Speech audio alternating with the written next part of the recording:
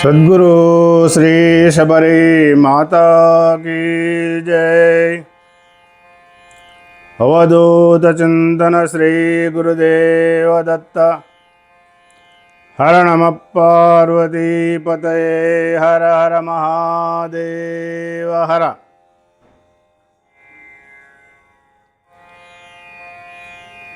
మాతాజీ వారి యొక్క దివ్యచరణములకు అనంతకోటి ప్రణామములు ఆచరిస్తూ ఇప్పుడు మాతాజీ వారు సెలవిచ్చినటువంటి పద్యము మీ ముందు ఉంచుతున్నాను. గాలంబులేనిచో జాలకాగ్రని చేత ప్రాటిన్య జాలముల్ పట్టుబడునే, సరియురిలేనిచో శకునాంతకుని చేత చొక్కంపు పక్షులు చిక్కుబడునే,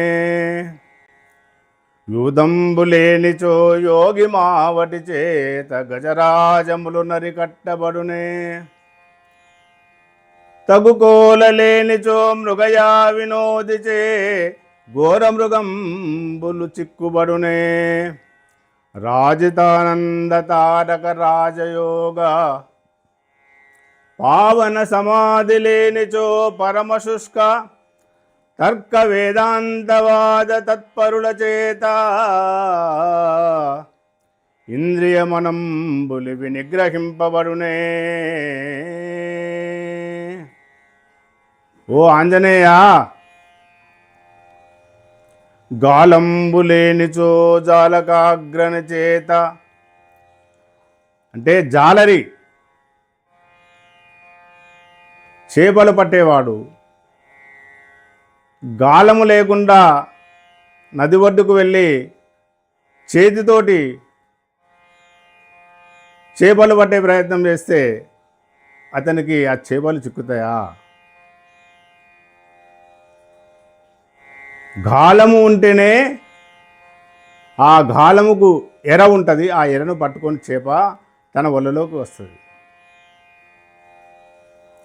సరియురులేనిచో శకునాంతకుని చేత చొక్కంపు పక్షులు చిక్కుబడునే. బోయవాడు పక్షుల వేటకై వెళ్ళి తన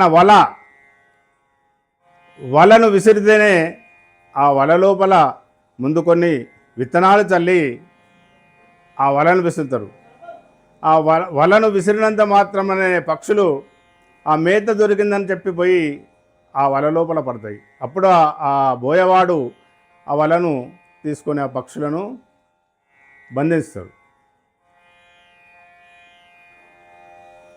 యూదంబులేనిచో యోగి మావటి చేత గజరాజములు నరికట్టబడునే,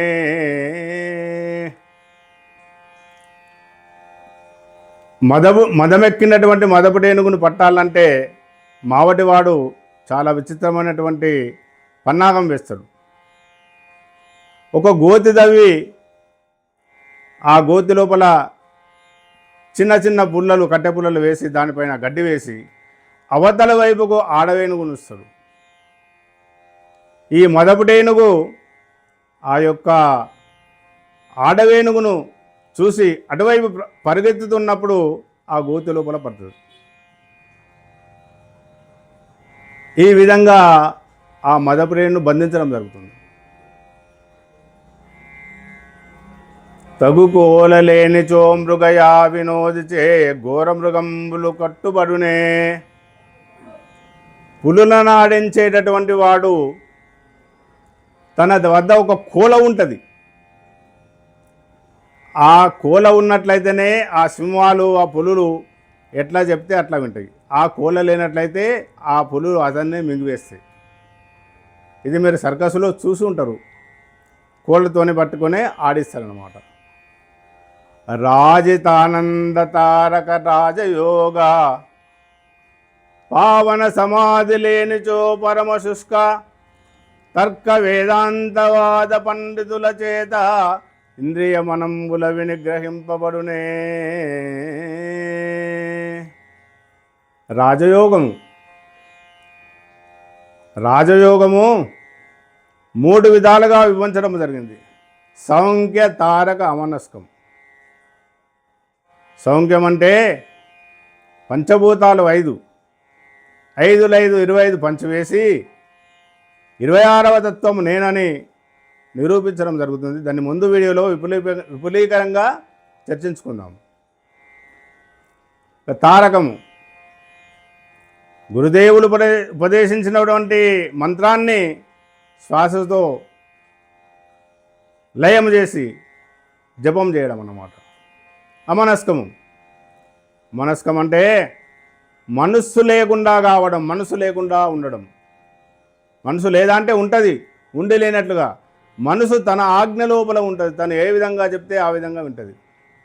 ఒక వస్తువుని ఎట్లయితే తనం తీసుకొని దగ్గర పెట్టుకుంటామో, మళ్ళీ ఎప్పుడైతే బయటకు పంపిస్తామో ఆ విధంగా మనసు తన ఆధీనం లోపల ఉంటుంది. రాజితానంద తారక రాజయోగ పావన సమాధి లేనిచో పరమశుష్క. ఇటువంటి పావనమైనటువంటి సమాధి లేకుంటే పరమశుష్క తర్క వేదాంతవాద పండితుల చేత మాటల చేత గ్యారడి చేసి ఇది అది అది ఇది అని చెప్పి మాటలు ఎన్ని చెప్పినా కానీ పరమశుష్క వేదాంతవాద తత్పరుల చేత ఇంద్రియమనంబులవి నిగ్రహింపబడునే. ఓ ఆంజనేయ, ఇంద్రియములు మనస్సు ఎప్పుడైతే నీకు అధీనంలో ఉండాలంటే ఈ యొక్క తారక యోగము అవసరం బిడ్డ.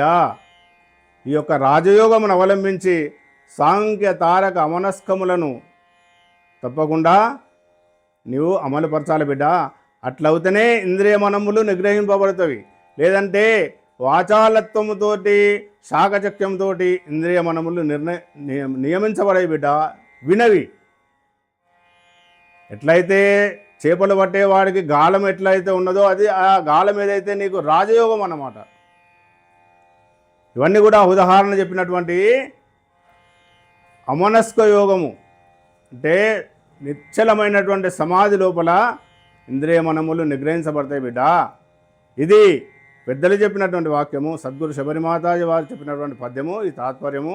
ఇందులో ఏమైనా పొరపాట్లుంటే క్షంతవ్యుని క్షమించగలరు. సద్గురు శ్రీ శబరి మాతాకి జై. అవధూత చింతన శ్రీ గురుదేవ దత్త. హర నమ పార్వతీపతే. హర హర హర మహాదేవ హర.